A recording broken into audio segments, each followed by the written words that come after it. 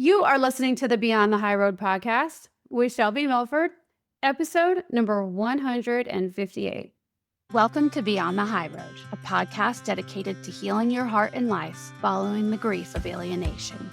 I'm your host, Shelby Milford, a twice certified life coach specializing in post-traumatic growth. If you're experiencing the effects of alienation and you're ready to heal, then this show is my love letter to you. Stay tuned. Okay, hey guys, I put something at the end just now. I'm going to just tell you real quick. The best way that I can serve you, because this episode got so long, is I think to split this into two. So I'm going to go through the whole quote unquote problem, if you will, of creating drama and just present the case for you. And then next week will be all of the solutions, your somatic exercises, I can just give you the fuller picture with all of those, as opposed to rushing and trying to condense it and put it into this episode and make it super long. So you're going to hear the outline. I'm not going to go in and edit it now, saying that we're covering it all in this episode, but just know solutions are in next week's episode. Okay. And I'm going to get on with the episode. Y'all have a lovely listen. Okay. Bye. Hey, y'all, what's up? So I don't believe that there are any new reviews today. I should probably go check. So I'm going to get right into it because I did such a deep dive on this, and then I did all this outlining. If you listen to last week's episode, you know how I was talking about fear and anxiety, and how that while I was doing the research and doing the prep and the outline and stuff like that for it, I was feeling a significant amount of anxiety during it. This week, so funny, we're going to be talking today about being addicted to drama, chaos, And it's really funny because I noticed that I ended up creating my own drama and chaos over the last 2 days during the preparation of all of it, which I think is somewhat hilarious, also somewhat disturbing, because it created some chaos, and it's creating some like extra work on my part anyway, or I created that for myself. So I'll explain it in a little bit. Once I give you guys the symptoms, provide the symptoms and stuff like that, like noticing how it might be happening for you, then you'll get where I was coming from. So we're going to be talking about creating drama in your life or seeking it out unconsciously, subconsciously, due to patterns that you've had probably since childhood. Maybe in adulthood, like after one of the relationships that you were in. But I'm going to say that for the most part, I believe, my opinion, that this happens earlier on, which is what creates the whole pattern of you choosing certain relationships in your life to begin with. Okay? I'm generalizing here, so know that if it's not you, that's fine too. All right. So I did enough research and enough outlining to deliver probably 3, maybe even 4 episodes on this topic alone. There's so much to actually cover. The more that I dug and then wrote out, and then I had more questions, and so then I would go do more research. Anyway, there's just so much to cover on this topic because it's kind of central to our whole experience of alienation, right? Fear, like I was talking about last week, attachment, like this whole series that I've published the last, month or so, starting with the attachment style. So that was like 4 episodes ago on through. All of this is so central to our whole experience, like why this all was created back when we chose the person who would alienate our child from us, and maybe even before, like I was saying. And then how everything unfolds too. And then now that we're in pain, of course, this all sort of intensifies our whole experience, right? And sort of shines a light on all of the areas that create pain for us. And drama inevitably creates pain for us. And here's the thing is that most of us as alienated parents, I mean, like I talk with you guys every day, many of you, 4 or 5 of you a day. And this is such a popular opinion, is that I don't want any more drama in my life. I want my life to be boring. No more drama. I'm over the chaos, right? But then the more we get into talking, the more that we find out that the person who's feeling the drama in their life, like pretty much all of us as alienated parents, are feeling it because of their own patterning. The people that say, drama just always seems to follow me. I don't know how. The narcissist always just end up in my life. I don't know what's going on. I always have the bad roommate, or bad luck always follows me, sort of thing. But I don't really believe that that's true. And more research is kind of showing that it's not, you know? So we're going to talk about why drama follows you, if that's you, why drama follows people in general, and why it's so addictive, feels so addictive if you already know that you're there, where it started from, where it likely started from. And then we're going to talk. This is where I'm going to eliminate or put to the side. I have a whole section that I've done, several sections actually, on attachment styles and how those relate to and the different personas. I made up 5 different personas, like how you might be creating drama through each persona. And I'm going to briefly go over them, but not in the depth that I was going to originally. Now, if you would like extra episodes on this, I have all the material ready. So just let me know, hey, Shelby, I'm interested in this. I want to hear more about this. So, but right now for this episode, so that it's not 3 hours long, I'm going to go through what I just described here. I will briefly mention how attachment styles might have an impact on, which they do, the drama that you might be creating in your life. And then what that looks like, give you some examples, and then signs to watch for that might indicate that drama is an addiction or pattern in your life, how you might perpetuate it as far as with your kids, and what to do about it. Okay? In a nutshell. So let's talk about what drama addiction is. All right. Despite what I wrote here is despite hating the distress, our brains can become wired to seek the intensity of strong emotional states, especially if those states are familiar from prolonged exposure to chaos or adversity in the past. Well, you guys know that's all of us, right? Coming from alienation. But I'm talking about even further back than that. When the body is constantly in a state of survival, right? In survival mode, emotions like worry, anger, or anticipation of conflict release powerful neurochemicals, which we've talked about in the last few episodes, right? Cortisol and adrenaline, that keep someone feeling hyper alert and become as compelling as any other addiction. It's not only that part of it, I wrote that, but it's not only the cortisol and adrenaline portion of this little cycle that create the addiction. It's also the after effects, like the coming down effects that release dopamine. Okay. Similar to how the cycle of abuse, like the stages of abuse, sort of create that same effect where you're in the honeymoon phase. In the beginning, I call them my Christmases, where everything's great and they're courting you and they're lovely and they, whatever it is for you, like for me, you could tell the look in his eyes. He would be like all lovey and sweet. This is the last guy, not my daughter's father. That was a different pattern altogether, but the last relationship is easier to describe. The other one was a little bit more covert, where this one was such an easy way. He was like, our relationship anyway was the poster child, if you will, for abusive relationships. And so it would be that Christmassy time where everything, he was so attentive and lovey and sparkly eyes and, that.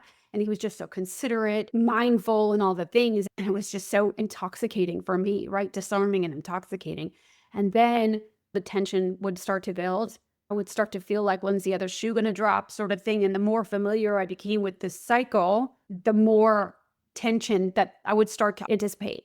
And then there's the big blow up, right? And sometimes that big blow up wasn't just one little incident. It was like days of blow up, just depending. And then there was the I'm sorry phase where it was like back to that honeymoon phase. And then it kind of started all over. Then there was this like an in-between phase and then back to the tension building and what have you, right? So that cycle itself was super addicting to me, addictive. I was addicted to it.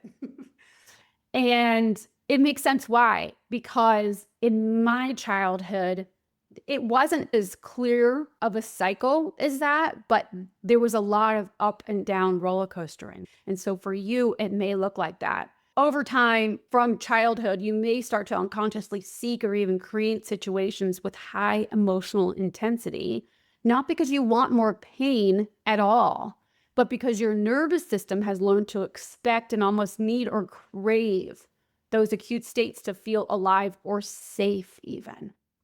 That's what's so interesting is like you can, with your higher thinking brain, be like, I do not want that relationship again. If you've noticed that, like throughout your life, you always tend to, you want in your brain, you want a healthy relationship, the securely attached relationship where they have boundaries and each person knows what's theirs and it's harmonious, right? We all want that.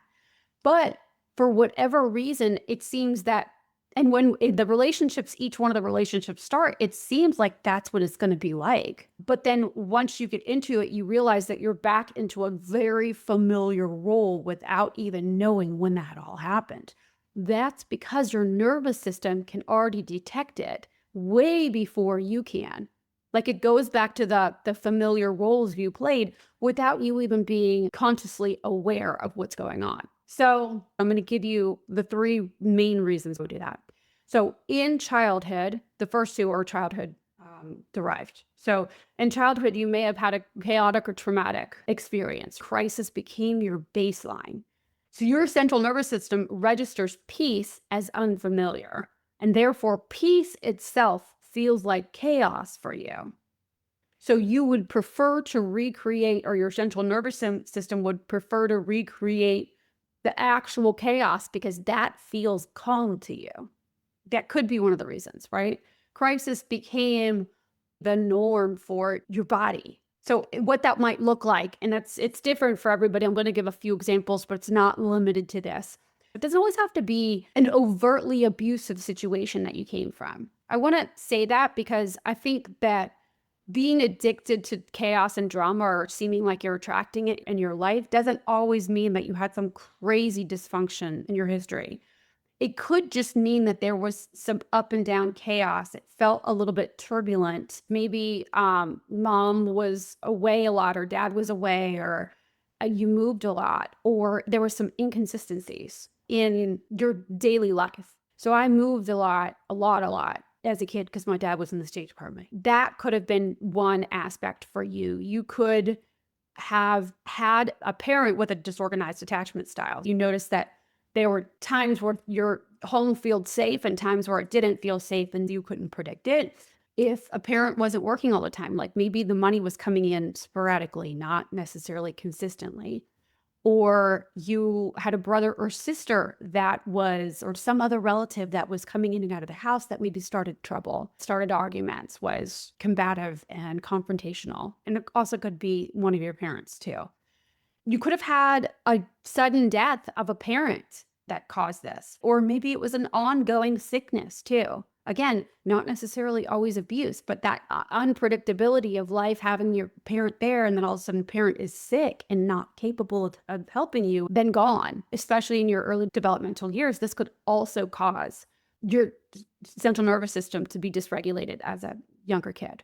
Any sort of threat, like especially ongoing and undetectable threat sometimes, like where you can't predict it, you're not sure when it's coming or going, is going to cause your central nervous system to be dysregulated, which later on in life is going to likely affect your ability to regulate your own self, but then also to choose peaceful environments for yourself moving forward, you know?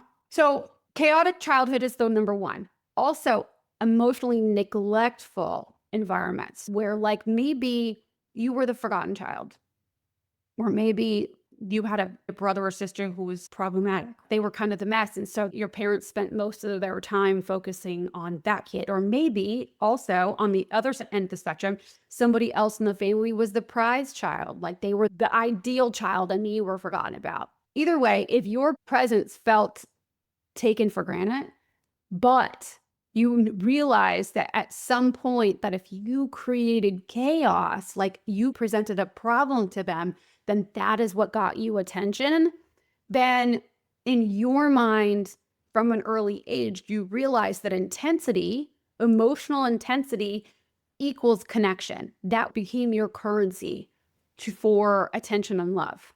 And so this is me for sure, is that my brother was the problem child and I was more forgotten about. And they just trusted that I would be fine. So in order for me to get attention, I either had to make things up and say that I also had the same problem my brother had, which I did on several occasions, or I would create some other kind of distraction for my parents so they would start to pay attention to me. Maybe both your parents worked a lot. And so the only way that you could get attention was to like break shit in your house or do something to grab their attention. And that would create the idea of connection, right? That intensity and that upheaval made your parent finally see you. You felt seen then. That's what followed you through till maybe today. And the last way that it can show up is that if you, for whatever reason, this is just more of a generic reason, is that if you create or feel drawn to drama because you don't feel comfortable, and I think it really still does stem back to one of these two things, but I'm just going to put the blanket. If you feel like that creating some sort of drama or having drama, or that your body is drawn to it, not your brain, in order to distract you from your own self or from the quiet and the boringness of your life otherwise. Like in your mind, external crises provide entertainment or a sense of peace and belonging, then that could explain why today in your life you notice that drama keeps following you. Okay?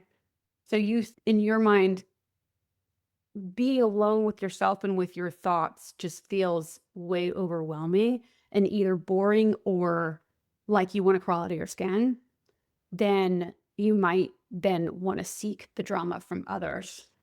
And that way too, when you do that, and this gets into maybe a later episode if we do another one of these, when you're seeking drama elsewhere but not really creating it, you're just kind of like in the circle of drama, then it's a great way to feel like that you are a part of something without being the reason or like to blame for something. So it feels more in control. And that actually goes into one of the personas that I created that I'm going to talk about in a couple of minutes. So if you are one that has noticed that you're in this cycle of choosing the wrong, quote unquote, wrong people always, why do you always end up with these abusive people or these people that would do something as horrible as alienation to you? It could be because you're associating on a nervous system level love with chaos.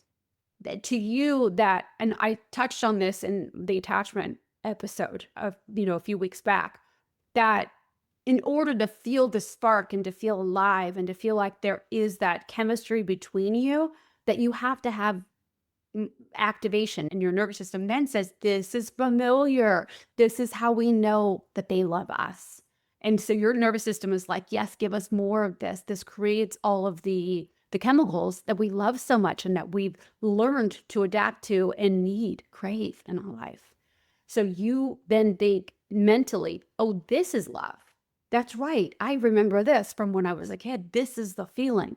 This is that burning in your belly. You know what I'm saying? That spark. But really when you're fighting with somebody or you have that activation, the way that is, it's really performative. It's not connection at all. It's more of a defensive surface behavior that does activate the nervous system and means nothing. It does not, no, there is no connection with love. Love, on the other hand, can feel pretty boring and not activating like that at all. Like the most healthy relationships that you see, and maybe you're in one now, and compare that to how things were before. Real love and the most healthy relationships, they do seem a bit boring. There is no up and down roller coastering because it's not built on reactive behaviors. It's built on mutual respect and unconditional love for each other, boundaries and respect for and of those boundaries for each of you. That is true connection. But if you've come from what I've just described here, and even just from alienation itself, everything else can sort of pale in comparison to our central nervous system, you know? So, and on the other hand, so if fighting is performative and more surface and is not love, what is love is authenticity. Authenticity itself is actual intimacy and connection. Like, so what I mean here is if you feel like that you have to start a fight, this is such a common behavior with drama addiction. If you feel like you have to start a fight in order to feel connected to somebody, like, or to feel seen by them because you're too scared to show who you really are and ask them for what you need emotionally. So instead, you just start the fight to be like, you didn't do this. Why didn't you do this? Because the fight feels real and feels like love, because at some point you're hoping that they will come to you and be like, oh, I didn't. And then you go through that whole abuse cycle without even realizing you're doing it. I mean, I'm not calling you an abuser, but it's just that same cycle of like the buildup, the tension, the problem, the blow up, and then the connection at the end. That's what many of us associate with love and connection, but that's not it at all. That's what is performative. Instead, what is real, lasting, is when we can express what we need to somebody, whether this is like a significant other or your closest friends and family, express what you need emotionally, internally, and not that they always need to provide it, but just being true and real with what you want in a relationship and what your quote unquote expectations are, putting those out there on the table so there isn't any gameplay. There is no cause for drama. And then whatever they do with it is theirs. But that is opening the door to true intimacy, true connection by laying it out on the line, right? No games, no guesswork, no, well, they should know. Which is causing drama. Just to sum that up, the circumstances around chronic trauma, especially in childhood or through prolonged alienation, shape the subconscious mind's definition of what normal is. A person who grows up in turbulent circumstances or lives with chronic emotional threat will, as an adult, feel familiar in that level of intensity, even if it's uncomfortable or explicitly unwanted. Trauma doesn't just create your reality, it also distorts it. The nervous system may constantly scan for danger, drama, or chaos as a protective mechanism, sometimes perpetuating or projecting it, making calm or gentle peace feel unfamiliar, boring, or even subtly threatening, which I think is fascinating. And I see it with my clients often, where there'll be peaceful moments, periods of time, in their situations with alienation, right? Where nothing's really going on. There's no conflicts, no emails are coming. The kids are texting or showing up at visits, everything's going great. And parents, maybe you can identify with this, will be like, what's going on? They're like suspect of the fact that things are calm, that it feels threatening. And now I'm not saying there are times where the calm before the storm can happen, but for us, the drama addicts, if that's what you're going to identify yourself as, our central nervous system is so not comfortable in the boring or peaceful moments that our minds will create the drama in order to feel safe again. Like, I wonder what they're up to. And you going to the I wonder what they're up to creates a like familiarity inside you. And it feels better than the fear of the unknown. There has to be something going on. So what is it? Basically, you're creating problems if this is you. I understand that maybe it's because of what's happened in the past, but then you're letting your past create your today and your future, which isn't really that helpful either. But explaining that to your central nervous system just like that isn't going to solve for it. So there's some steps that you need to take in order to get there, and I'll explain this in a little bit. But the point I'm trying to make here is that if you are addicted to drama and chaos, or your central nervous system is anyway, during the quiet times, your body, you're not aware of it when you're doing this, but you will create the drama if there's none. Okay, so here's a couple examples of that. A parent says, I can't stand the drama, I just want peace. But then when their child doesn't respond to messages right away, like texts or whatever, then the parent sends several follow-up texts. First gentle, then increasingly anxious or upset, like, why are you ignoring me? I guess I don't matter anymore. which can escalate emotion and then making the child anxious and fueling conflict, even though the parent's intent was for connection, not drama. Now, you know that I also teach you that we can't make people feel certain ways. They're going to feel however they feel based on their own thoughts about whatever's happening in front of them or even whatever you're doing or not doing. But because they're children too, and still we are their parents, even if we're doing it from afar, we have a different responsibility than we would with, you know, the adults of the world. So if your kid is under 18, yeah, I'll leave it at that. You get my point. Okay. So the next one, example 2 I have is sharing stories for validation. So after claiming to dislike drama, an alienated parent recounts the latest family conflict again and again to friends, to support groups, social media, seeking understanding or sympathy. Now, when I say this, please know that I feel compassionate and that I have empathy, and I am not in any way singling you out or telling you that it's wrong to share with people and also on social media. I'm just saying that for your experience, if you are saying that you don't want the drama and that you're over the drama, then each time that you retell whatever sequence of events you're retelling, and if it's re-traumatizing yourself each time you tell it, especially, then you are like when you're inviting the outside opinions and finding yourself repeating, oh, this happened. Did you know? Did you hear about this happened with me? And I can't believe that they did. You know what I'm saying? The gossip drama about your trauma. Each retelling keeps the emotional charge alive, reinforcing the neural pathway that created it with the first telling of the story. Does that make sense? You're reinforcing that whole thought system about the story and your belief about the story and how that affects you for now and moving forward. Do you know what I'm saying? You're just reinforcing the story in your mind to make that part of your ongoing story moving forward. You know what I'm saying? You're practicing it. What is a belief? I know that I've told you guys this before. We talked about this. Is that a belief? All a belief is a thought that you've thought so many times, practiced, that it's become native to you. It's become habit. That's what a belief is. No matter how it is, like you just practiced it either internally or externally, saying the same sequence of sentences, words put together. And now they become so ingrained in you that it's like a superhighway in your head. And so if you're continually sharing stories in order to receive validation, or even listen, and I mean this with so much love, so much love. I do think that there is a place for, and you guys, I know I've said this before, but a place for bringing awareness to the community, to everybody about alienation. Absolutely.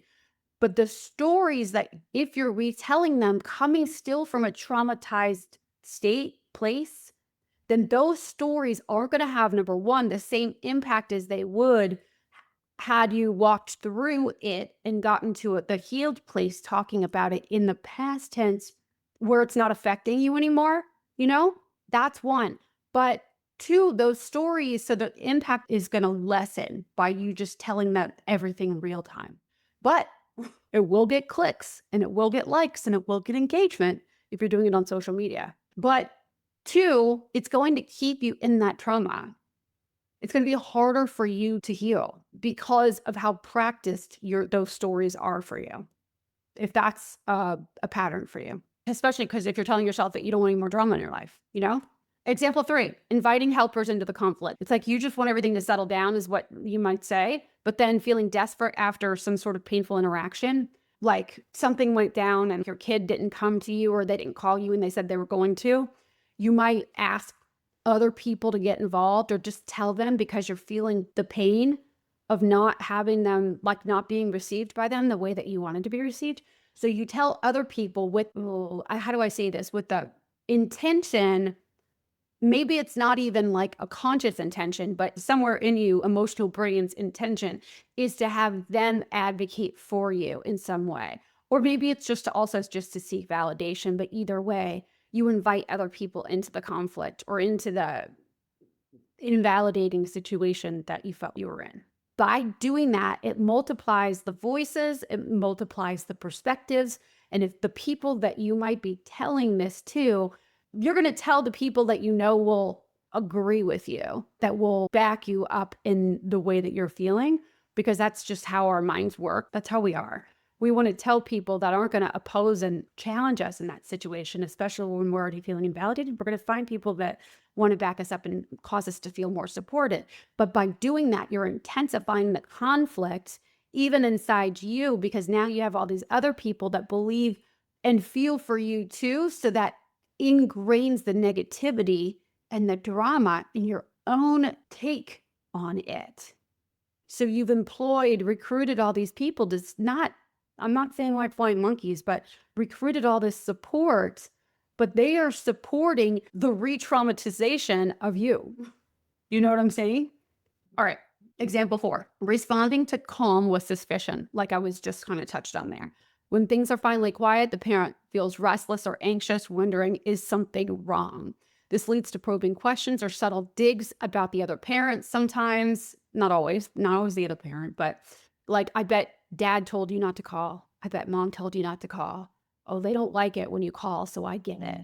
So you don't, when you say like there's just a little drop of something to let them know that during moments that could have been peaceful, stirring tension out of a need to resolve your own discomfort with calm. So it's all done on there's one more example, but it's all done on such an subconscious level that oftentimes you don't even realize if this is you that you're doing it, The last example here is that you're turning schedules into power struggles. Sometimes this is done more internally than it is, like you may not voice this, but maybe a power struggle in your head, like where you tell yourself, God, I hate fighting over the schedules. And then you insist on like changing the pickup time or like a last minute debate.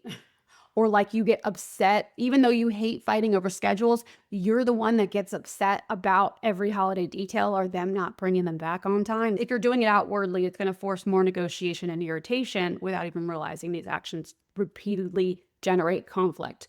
You could do it on the inside and then take the victim mindset. Like, this always happens. They never bring them home. I'm not saying that this isn't completely real and it's not frustrating and all the things. But if you want to step away from the drama, then you got to pick your battles and manage your mind in the moment, And like, what am I going to bring my focus to right now? Is this worth it for me? And the only time I will say that it's worth it is if you have a plan of action to make it worth your while, to fix whatever is going on with scheduling. Like, if you are planning to the most radical or like the biggest move you could make is like go to your attorney or do something about it, like in the courts, that's fine. You can do that if you want. And that's a solution, right? If you're doing it because you really just want to put an end to all of this, that may be the solution. But there could be other ways, other avenues that you could take to solve for any misunderstanding with schedules or whatever might be coming up for you. As far as your protocol for how you approach the next holiday schedule or the next exchange or whatever it is, you can follow your own protocol to eliminate or lessen the chances of any sort of misunderstanding or, snafu. So that's when I think it would be worth it. But otherwise, if you're saying that you don't want drama and then you find yourself going right back in, you're telling yourself, well, they're not giving me a choice. They're creating the drama. But if you've already said that you hate fighting over schedules, then stick to that. You don't need to fight over the schedules if you don't want to, if it's not worth it, or if you don't think it's going to get anywhere anyway, It's like a way, I guess what I'm getting at here is that sometimes it's just a way, like I was saying in the beginning, to keep your mind occupied because you're so used to that state, to find what's wrong with the picture. And when it comes to alienation, we don't have to look far. Which probably is not the best thing to say out loud to you because that only adds to the drama causing statements. I probably won't edit it out though because it's real, but it's true. I mean, you for sure, if you want to go and look and find all the ways that they're creating the drama and you're just witnessing it, sure. I mean, we could all find that, right? But the most important thing here is, what is your experience then? by you finding all the ways that they're creating drama. You're the one that feels the drama. I'm not saying like just turn away and pretend like it's not happening, sit in denial. But I guess it's just all about your experience and what you're choosing to see, what lens you're looking through to see it. So here's some signs to watch for that might indicate drama addiction. Life is often filled with conflict, chaos, or emotional ups and downs, and calm and peaceful times feel unfamiliar or even uncomfortable. Basically, what we've been talking about. You have a tendency to share dramatic stories on social media. Also, I mentioned that above, with others, repeatedly seeking attention or validation from the reactions of others. Relationships with family, partners, colleagues feel turbulent with frequent arguments, breakups, or cycles of emotional highs and lows. When one drama ends, a new one seems to start. There's a pattern of amplifying small issues into major crises, like making mountains out of molehills. Seeing something like, are your responses, which isn't necessarily always going to be an easy one to answer. You really have to, if you're looking at these while I'm reading them out, if you can just, I'm going to offer that you would take a deep breath and come from like a humble place and want to see this in you so that you can upgrade your experience moving forward. None of what I'm saying, as usual, and if you've been listening to me for a while, you probably know what I'm getting ready to say. None of this is to blame you. This is not about fault finding here. It's about evolving your experience of alienation and of all your relationships moving forward so that you can move to a more securely attached style and behaviors that promote a sense of connection, also advocating for your own independence and sense of agency and harmony moving forward, helping you to like be able to recognize that we're all of us, even if we're talking about the alienator, we're all human. And it doesn't, though they are practicing right, wrong, bad, good, yada, yada, yada, they can do that and that's fine. But their experience of you and their experience in general, their take does not have to be yours. You don't have to jump on board with them, and by not jumping on board with them, your experience will be that much better. Okay, so it's not about blame. All right, there's habitual blaming of others for problems, okay? Rarely taking responsibility for your own part in the conflict. Okay, so this can show up like for me for a long period of time.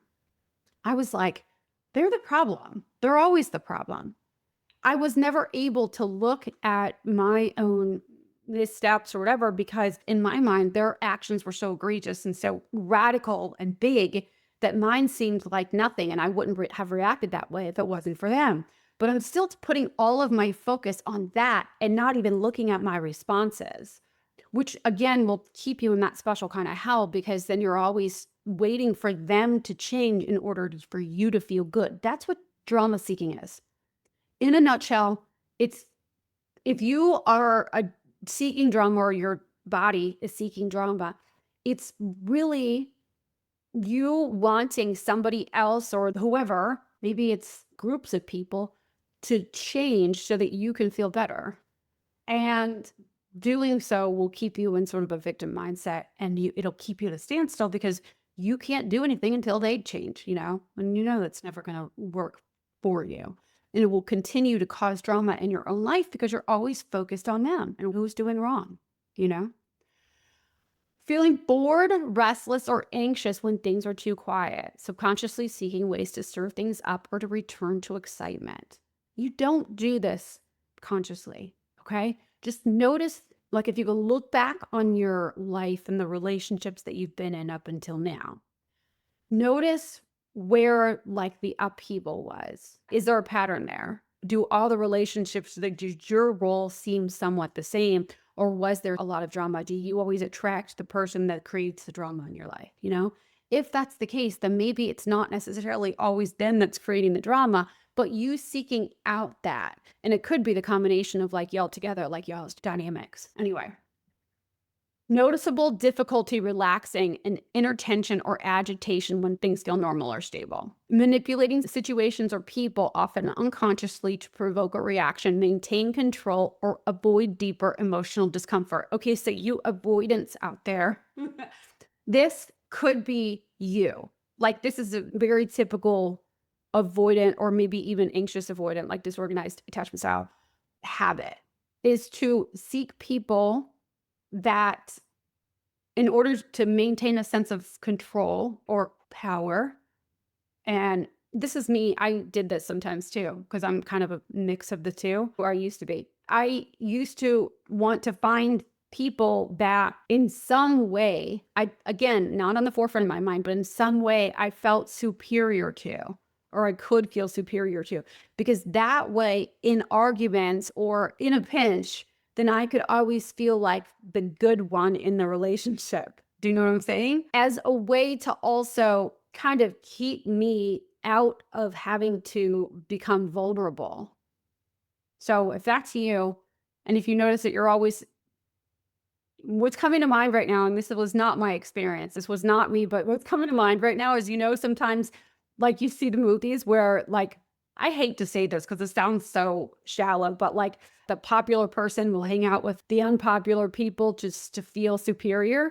They do that as a way of separating themselves and keeping a wall up, because if they were partnered up with friends or significant others that they felt equal to, then they would feel like that there was a threat of becoming lower than them. And so it's just a way to keep people at arm's length. Hopefully that makes sense.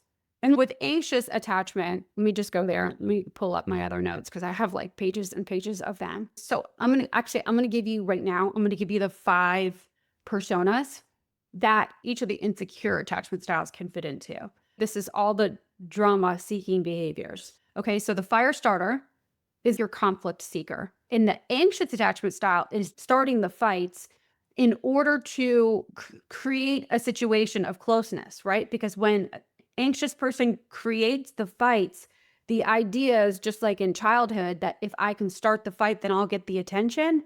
That was the way to divert parents' attention from whatever else they were engulfed in. And then all of a sudden the kid got the attention. That was their currency for love. For avoidant attachment style, if they're the fire starter, they use the fight in order to create distance and go do what they want to do and not have to connect and not be vulnerable.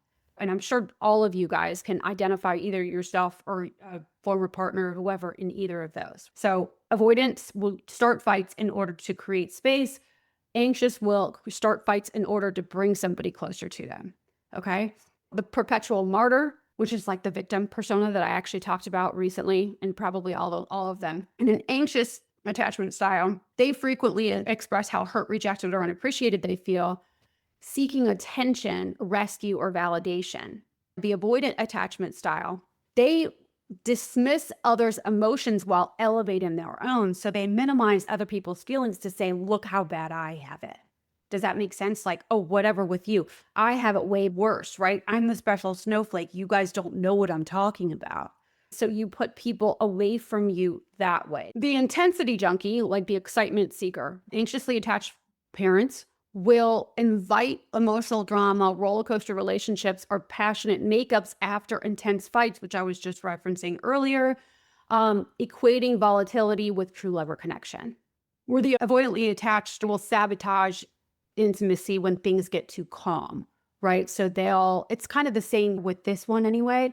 The fire starter and intensity junkie kind of looks the same. They just start shit to sabotage and push away, okay? So the next is the savior trap, or like the rescuer, which is what my mom was. So just a side note, she was disorganized attachment style. I think anywhere it is a disorganized attachment style. And she needed somebody to fix in her life in order to feel needed herself, to feel important. The way that shows up in an anxious style is they jump to solve other people's problems compulsively, needing to be indispensable as a way to guarantee attachment. They sacrifice their own needs, but later express resentment or disappointment if not recognized, amplifying relational tension, right? So they really want, it's the people pleasers, right? They want to go and do all this stuff and be seen as the rescuer.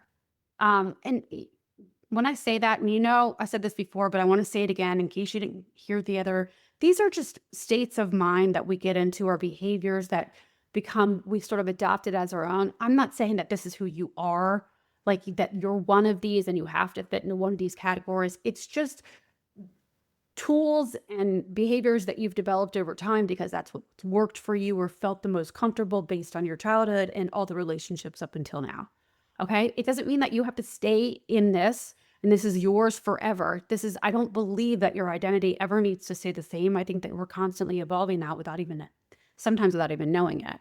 But the more that we are aware of these styles and we can identify with what sort of fits for us in the moment, the more that we're able to do something about it if that's what we want to do, if the results that we're creating in today aren't working for us. Okay? All right. So the savior trap for the avoidant, what this looks like is choosing safe relationships. I just mentioned this as a way to maintain control, right? Seeking partners or friends perceived as less competent to feel capable and in command, positioning themselves as the fixer or the superior, as they're looking for the project relationship. They want somebody that they can build up and fix up, right? And then let them go many times, But what that supports for them as the avoidant is keeping people at arm's length, right? Because they're not at the same level in the avoidance mind. Oh, I'm just fixing them. They have a long way to go, right? And so it's a way for them to feel important. Okay. I shouldn't say them. I should say us, since I do still have some avoidant tendencies. Okay. And then the last one I think I've done 4 is the story spinner, right? The drama creator, shit starter. So for the anxious person, they share dramatic stories about relational chaos in order to gain sympathy, to control the narrative, or disperse emotional overload. They're the ones that want to tell you dump it all, right? We're the ones. I don't know how you want me to say that. You know what I mean? I'm not trying to point fingers. You often tell conflicting versions of events to different people, generating confusion and intensifying group drama. Like you could get caught in little fibs, because you tell it one way to somebody and you tell it another way to somebody else. That doesn't have to be like, it's not exclusively a behavior of only this type. So just know that, anyway, these are all not set in stone. Okay. So the story spinner for the drama person, shit starter, for the avoidant type, they use humor or sarcasm as a shield. And so they diffuse and deflect vulnerability with what stirs controversy or tension. Look what they're doing. But look over there. They're doing the same thing, or you're doing the same thing, yada, yada, yada, yada. They will spill someone else's tea in order to divert attention, right? And take the heat off of them a lot of times. That's one of the examples. I'm sure there's so many. Creating unattainable standards, setting expectations that invite failure, criticism, and gossip of other shortcomings, generating ongoing drama through storytelling about relational disappointments, right? Can you believe what they did? Can you believe their attitude? I mean, especially when gossiping, this is like the quintessential or like the typical drama starter. And I'm picturing like back in the 50s, drama starting with the housewives, like in the little boxes on the street, like 5 houses, and all the moms or wives would go together to one person's house. I don't know what movie I saw this in or where I've seen it, but it just seems so typical. And there's one like leader of the pack that's like, did you hear what Susie did? But it's a way to stay and create this drama that feels so juicy and feels like you're aligning yourself with others, right? And you're also bringing yourself up so that other people are down. And it's creating drama. So those are all the ways that it can come out. Listen, this was definitely not exhaustive by any means. There's so much more that we could talk about, but I want to bring it back now because I just went through all of those, which were kind of basic and not so much about alienation, like the 5 personality types. So I'm going to go through how parents like us might perpetuate the drama. And it will actually, from a psychological perspective, sort of do an overview of what we've just sort of gone over. But from a psychological perspective, seeking validation and attention, an alienated parent might repeatedly share struggle on social media, seeking validation or sympathy from friends and online communities, which can keep the family conflict public and ongoing. I know that many of you are inclined to stay very quiet and not talk about it at all, but maybe that shows up more on an internal level where you're creating drama inside of you by the stories that you're repeating to yourself and like in your small circle. Perpetuating that drama or keeping the drama of the old stories alive is going to keep you stuck in feeling all that drama, no matter who you're sharing it with. If you're sharing it with one person or 200 people, you may instigate arguments with your significant other or friends due to feeling rejected by your kids and then project that onto your partner. That's usually an anxious, well, it could be avoidant too. Both can do that, and disorganized, obviously, as well. Like the instigating arguments is such a common thing to do. In fact, one of my clients, she just was recently going through that where her kiddos would, specifically one kiddo, would not call or respond to her text. And she was feeling rejected. And then she would go and project that onto her partner, which he is avoidantly attached and she's anxiously attached. And so those two are like oil and water anyway. So the more that she would reach out to fight with him in order to draw him in, the more that he would avoid her and push her away. And so she was constantly feeling very frustrated with all of it because her tools and tactics weren't working on him and he was not getting what he wanted. And it was a big mess. Though those two can like perpetuate that cycle for a long period of time. Where, like I shared with you, I was with an avoidant and he brought out the anxious in me. In fact, an avoidant partner will bring out so much more anxious in whoever they're dating, really, if they're kind of like a mix between. And that itself will create so much drama. And you're telling yourself you don't want drama, I don't want drama, but the people that you're choosing in your life are just perpetuating that whole cycle of it. So really look at the patterns you have if you're not married, if you're with somebody that you're, just dating or whatever. I mean, even if you are married, I would say look at that too, because your significant other, the relationship that you have with them will affect your relationship with your kiddo and vice versa. It really, all of your close relationships will sort of overlap, at least in the way that you approach them because of how you're feeling. So if you want to minimize the drama, really look at the patterns that you have in them and see where you might be creating the overlap yourself. Like if you're feeling rejected by your kiddo, and then maybe you're projecting that onto your partner and needing them to not reject you. And so you're really leaning on them. That's going to create friction there. And maybe even if they're avoidant, lots of space there, which will cause you to doubly feel rejected, which is huge, you guys, to really notice that in your relationships, because it'll cause further not only drama and chaos inside of you, but in your life, and re-injure the wounds that you're already feeling from your kiddos. It's unnecessary drama that you're creating by the person that you've chosen to be in a relationship with. I'm not trying to create upheaval in all your relationships, but really it might help you to take a good look at the patterns that you currently have in your relationships. Because if that is the case, like you are either anxious or avoidant and that you have the opposite kind of partner, it might be compounding your issues and the effects of alienation because of the patterns that you have with them. And in my eyes, I believe like there are no mistakes and that there's always something that you can learn and evolve through as a result of picking those partners in the first place. It doesn't mean that you're doomed. Like, oh my God, I picked the wrong partner again. It doesn't have to be like that. You could just decide like, this is here for me so that I can feel this pain and move from it and start becoming more securely attached in all of my relationships moving forward, right? It doesn't have to be a reason like for calamity. Because if you are a drama seeker, the chances are that you will find it as Another way to kick pre-chaos. Oh my gosh, I've chosen all the wrong partners my whole life. Fuck, what do I do? Doesn't have to be like that. It's like just a learning experience.